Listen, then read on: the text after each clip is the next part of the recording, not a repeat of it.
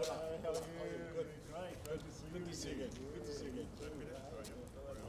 High Commissioner here?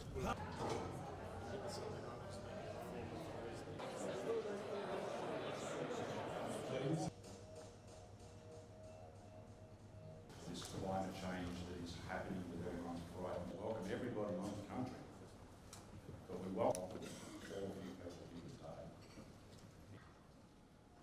We have abused it.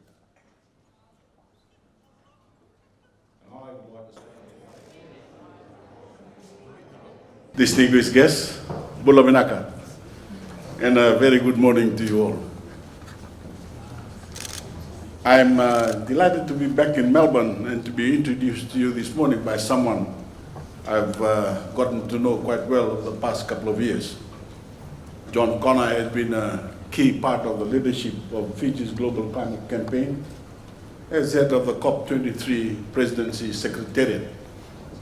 And as he leaves us to head up the Carbon Market Institute, he has the thanks and best wishes of the Fijian government and the Fijian people. And my particular thanks is the president of COP23. Vinaka John, and we wish you every success as you return to your passion and commitment to the climate struggle in Australia. Ladies and gentlemen, in 10 days' time, the Australian people will choose a new government, around about 10 days. And as it should be, the climate crisis was one of the issues on which the decision will be made. It is not for me to lecture the Australian people or express a particular preference. We in Fiji have been grateful to the current government for its support for our COP presidency and for their larger commitment to step up their presence in the Pacific. And we know you will come to our assistance when we bear the worst impacts of climate change, as Australia did in 2016 when Fiji was hit by the strongest cyclone ever to make landfall in the southern hemisphere, Cyclone Winston.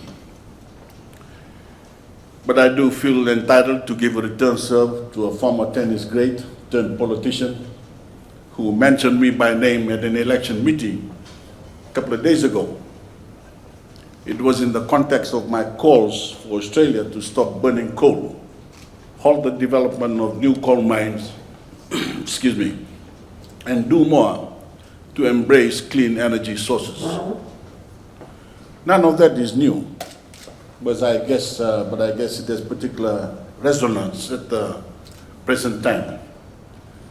The Honourable Member suggested, or appeared to suggest, that rather than heeding this advice, Australia should instead just help Fijians move to higher ground to escape the flooding from sea level rises. I'll hit back the proverbial tennis ball, of course, with this. In Fiji, we have already moved 3 communities and have a priority queue of about some 40 others waiting to be relocated. The decision to relocate the Fijian community may seem like an easy one, but abandoning your home isn't some cold and calculated business decision. For those affected, it's a deeply emotional loss. An elderly Fijian widow now wakes up in the morning to find the ocean at the doorstep, slowly wearing away a home she and her family have known for generations. A young Fijian sugarcane farmer who learned how to toil the ground from his father and his father before him, now watches helplessly as the fields that fuel his livelihood becomes too salty for crops to grow. And an entire coastal village mourns as the graves of their ancestors are forever inundated and washed away, robbing them of the deep and spiritual connection to their land. They have no choice. It is a matter of survival. But despite the enormous difficulty of these decisions, Fiji is lucky we even have the higher ground to allow for relocation at all. I'm keen to hear what the Honourable Member believes the people of Kiribati should do in the face of rising seas. where the highest point in their country sits at just 1.8 meters above sea level. There's been another suggestion floating around from one of your former prime ministers that Australia should offer citizenship to Pacific Islanders whose nations are disappearing beneath the seas in exchange for control of their seas and fisheries. In a time where we must be future-facing, we can hardly tolerate such insensitive neo-colonial prescriptions. I implore leaders of Australia to visit these communities and see them firsthand before they propose solutions that are so blatantly out of touch with the reality we Pacific Islanders live with on the ground, day in and day out. Let's not kid ourselves. Relocation is enormously complex. New resources and space must be allocated. New forms of livelihood must be identified and cultivated. That is why Fiji has developed the world's first relocation guidelines and is in the process of establishing a relocation trust fund dedicated to this purpose. Building greater resilience to climate impacts, including relocated vulnerable communities, is obviously a major priority. But if that's where we focus all our energy, we'll be faced with a climate catastrophe that no nation can navigate. We need to address the root of the problem by urgently modernizing and decarbonizing our economies and societies. Ladies and gentlemen, the last time I spoke to this distinguished meeting 2 years ago, Fiji was just preparing for its presidency of the United Nations Climate Conference, COP23. We Fijians were determined to do 3 things. First, we wanted to strengthen the global consensus for action. We sought to do this by helping build a grand coalition for momentum and an informal coalition of governments at all levels, the private sector, the community groups, scientific institutions, and others. Second, we wanted to deliver on our institutional mandate to guide negotiations aimed at producing a rule book for the Paris Agreement at COP24 in Poland. But we saw this as more than a technical undertaking. We saw the need to create an environment that truly facilitated a meaningful dialogue. And so we launched the Talanoa Dialogue, a transparent and blame-free way to exchange viewpoints and experiences and make decisions for the common good. And third, we wanted to urge the world to bring together the policies, innovation, enterprise, and investment we need to produce the solutions economies will need to get to net zero greenhouse gas emissions and to do it quickly. With carbon market rules to be resolved in Chile at COP25, I believe we met our first 2 objectives quite well. But we have unfinished business on our 3rd objective, to set course for decarbonization. It still remains to be seen if we can master the political will required to urgently plot this new course. Unfortunately, as we gather today, the world remains on the track for catastrophic average global warming of at least 3 degrees. We must cut this number in half and aim for 1.5 degrees. Even at this level, the impacts felt around the world will be severe, but it gives us a much better chance to adapt, develop, and prosper than a world that's 3 degrees warmer. Friends, Fiji no longer presides over the climate negotiations, but we will not take one step back where this climate crisis we are facing is concerned. In fact, we will continue to exert all the leadership we can with all the energy we can muster. And in a few minutes, I will share some thoughts on what climate leadership means as we head toward 2020. As I mentioned, we have 2 priorities: to build greater resilience to growing climate impacts and to urgently modernize and decarbonize our economies and societies. Your Pacific Island neighbors are asking for support and solidarity in doing both. Next week in Suva, Fiji will host both the United Nations Secretary General, Antonio Guterres, and the Third Climate Action Pacific Partnership Conference.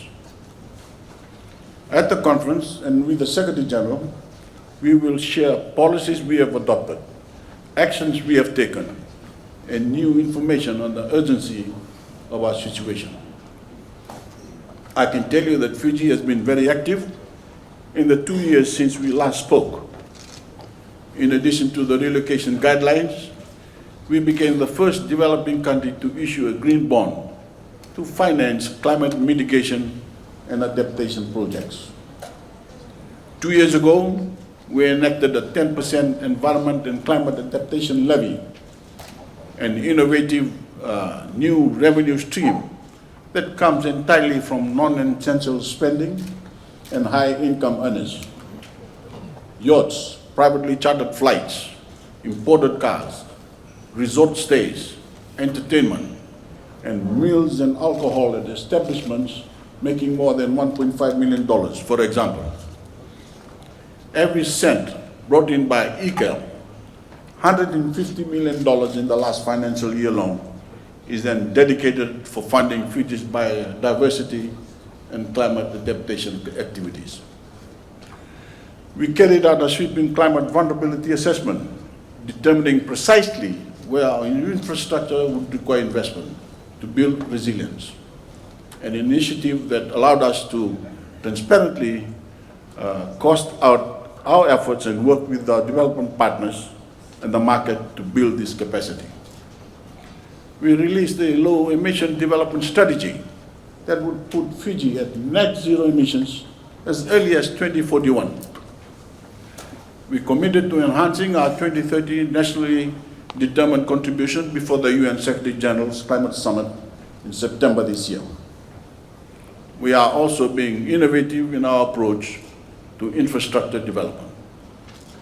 Following Cyclone Winston, my government has emphasized the need to build back better. So we are building our infrastructure with full consideration of the changing weather and climate conditions we will certainly face. Ladies and gentlemen, when I hear leaders of governments and industry groups lament the costs of reducing greenhouse gas emissions, I want to channel my inner Greta Thunberg, the impassioned climate champion from Sweden, and shout to the world that these costs are not hypothetical. They are real, and they are now. These costs are already being shouldered by the nations of the world, and they are growing at alarming rates. For example, after the winds of Cyclone Winston had died down and the flood waters had finally receded in Fiji, the World Bank was able to assess the cost to our economy, a staggering about 1.5 billion US dollars, or a full 30% of our GDP. Let's put that into perspective. It would be like a storm wreaking 400 billion US dollars of havoc in damage to Australia.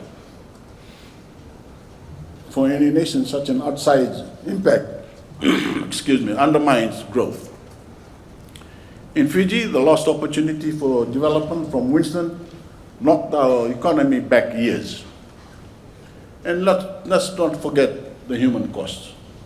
Winston also killed dozens of our loved ones, and we again lost friends and neighbors in the unprecedented flooding that was brought on when Cyclone Josaia and Kenny hit us with a 1-2 punch within 2 weeks this time last year. It seems each time I make a speech, I have fresh examples. Cyclones Idai and Kenneth, the wrecking ball that ripped through Mozambique within 2 weeks, and Cyclone Fani, which just devastated parts of India and Bangladesh, are just the latest.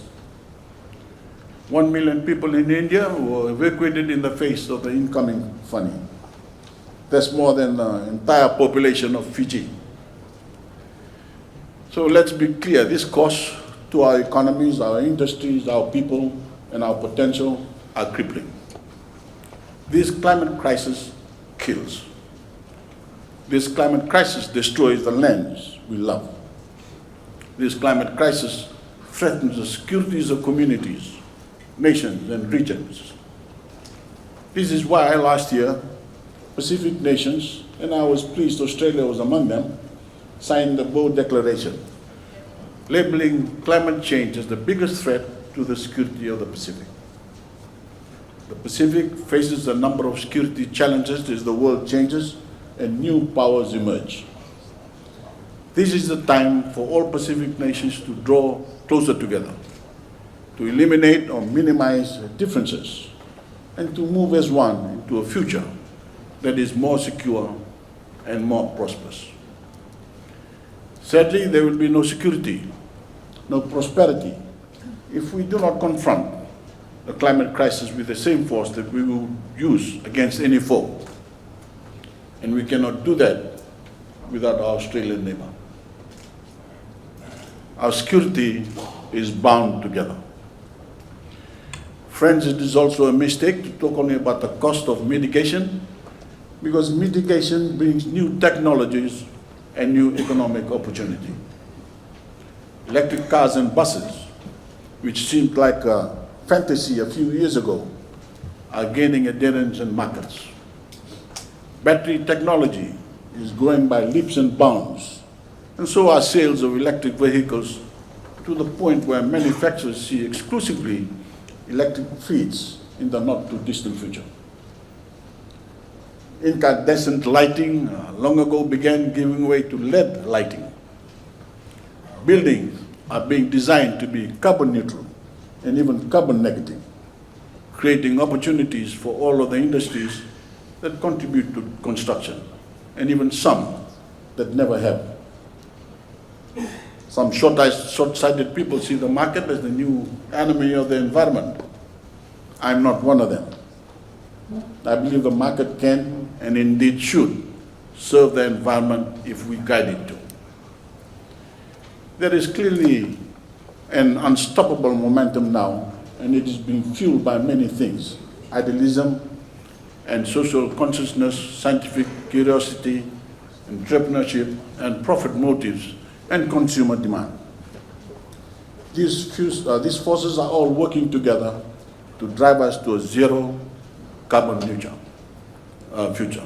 In fact, there are credible estimates that climate action could deliver benefits of $26 trillion to the global economy through to 2030.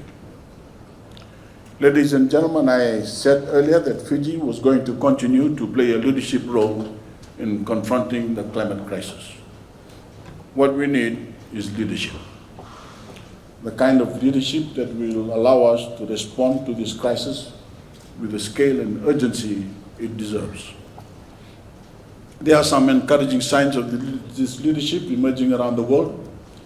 Countries as small as Fiji and the Marshall Islands, and as large as Canada, France, Argentina, New Zealand, and the Scandinavian countries all pledge to increase the ambition of their national climate commitments.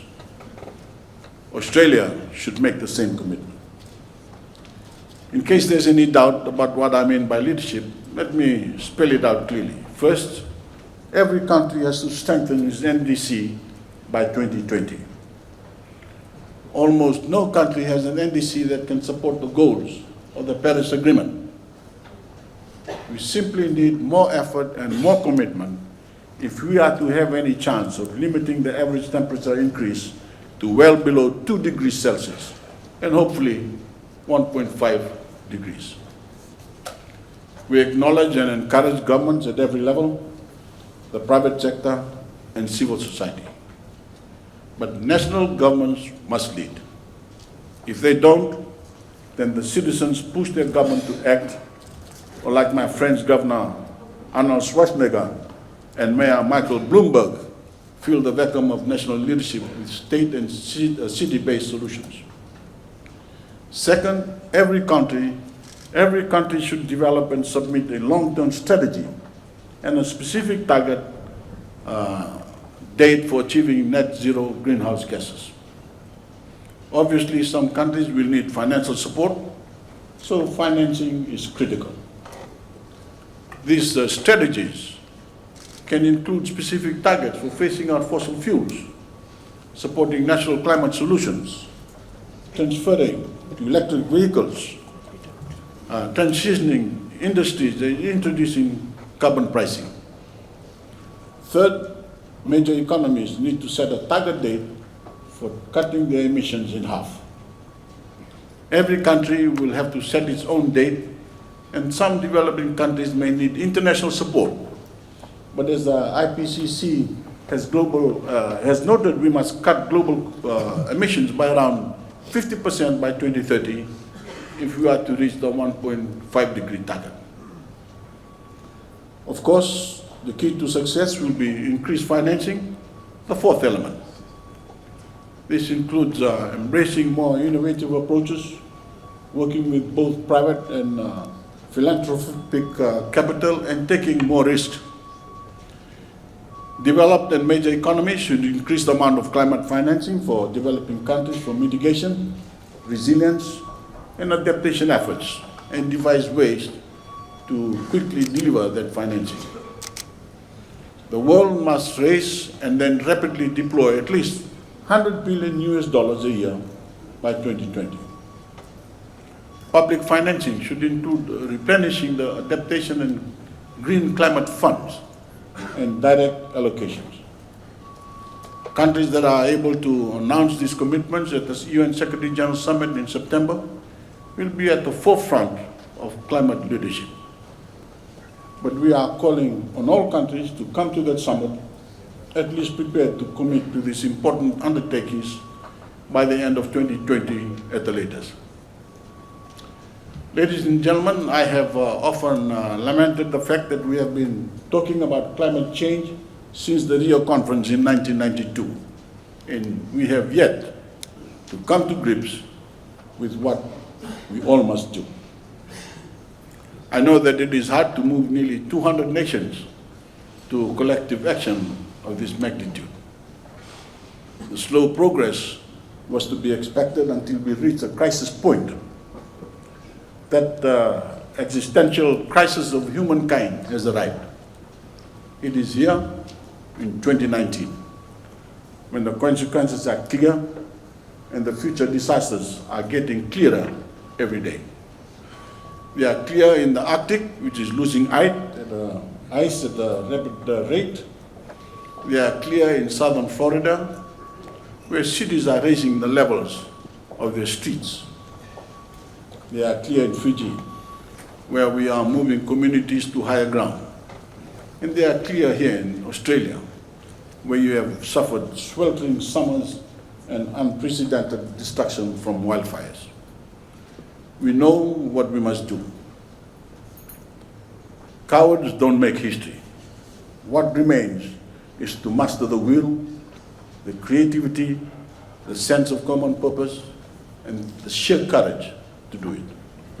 Thank you. God bless you all.